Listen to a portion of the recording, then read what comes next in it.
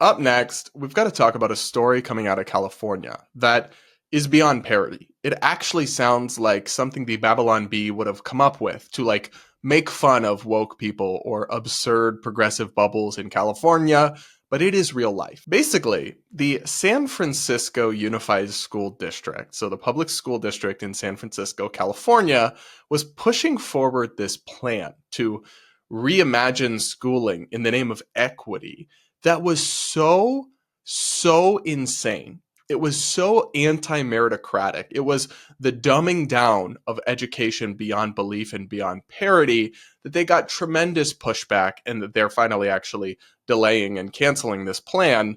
But I just have to bring you guys in on the details because I thought we left some of this stuff behind in 2020, 2021, and the madness of that era, but apparently we did not. So the San Francisco Standard reports that the San Francisco Unified School District is delaying its Grading for Equity initiative, the superintendent said Wednesday, after the proposal sparked a furious backlash and accusations that public schools are lowering the bar for students. And by accusations, guys, they just mean factual observations, because that is unambiguously and objectively exactly what this proposal was doing. The core components of the proposed grading approach include allowing students to retake tests, excluding factors like lateness, effort, and participation from final grades.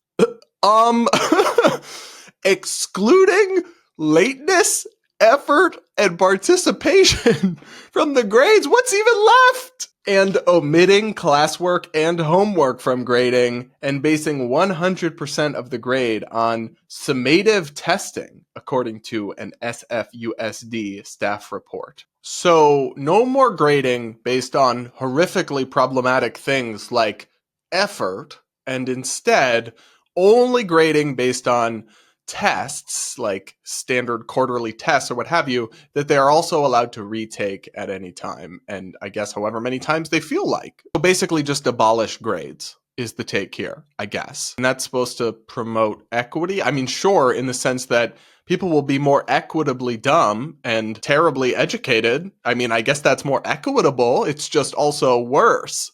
The initiative was aiming to make grading practices more accurate, bias-resistant, and motivational. Please explain to me how taking away any bonus points for effort makes something more motivational. The math is not mathing. It's giving Common Core. The district has budgeted $172,000 for a consulting group to develop this plan, pending Board of Education approval. Ah, yes, I see. It all makes sense now. Somebody's cousin or somebody's sister or somebody's wife runs a consulting DEI equity education group that's about to get a big fat check to design this absurdity. Suddenly, it all makes sense. The policy was first reported Tuesday by Voice of San Francisco, prompting an immediate wave of online criticism, including from Silicon Valley Rep. Ro Khanna, Mayor Daniel Lurie, and many parents who argued that the district is deprioritizing academic rigor. By argued, you mean observed, again.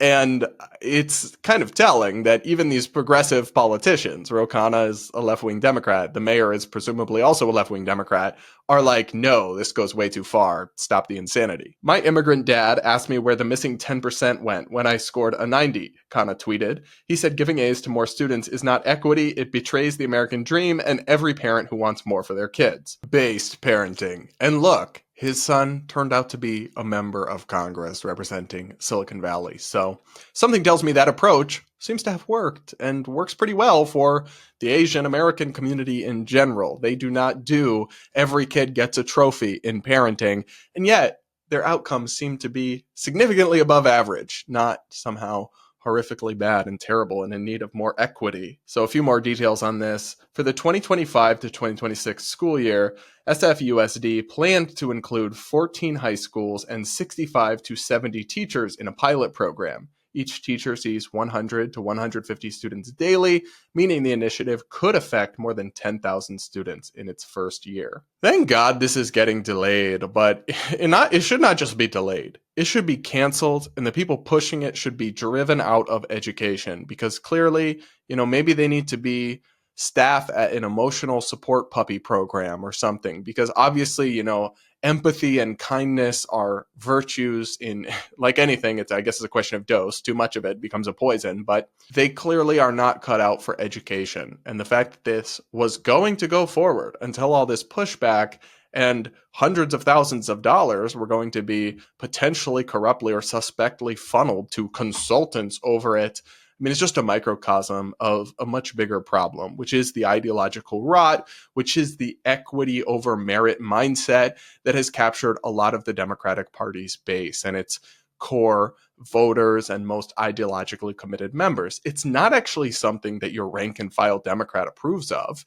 your average person, particularly like your average minority that maybe votes for Democrats, but the hardcore base, the MSNBC diehard viewers, the people who have advanced degrees in political science and education from some left-wing college. They really have gone in on this stuff, hook, line, and sinker, and it's cancerous. It is an ideological cancer that is anathema to excellence and merit and what the spirit of education should actually be. We should be trying to help kids catch up who are struggling. I support that, but not trying to bring everyone else down so that it's more equitable. That's the difference between equity and equality.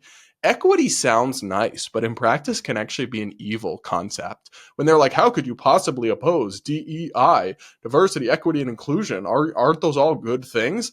Actually, with equity, no. Equity exists in contrast to equality. The two are not synonyms. They are, if anything, often opposites. Equality is a virtue.